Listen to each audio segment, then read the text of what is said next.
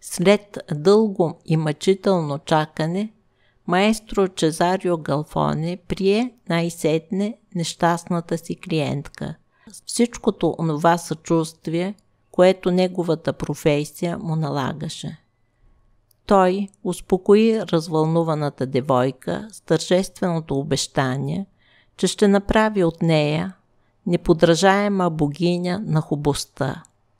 Една феноменална Венера на 20 век, с парафинени гърди и с рентгенови очи.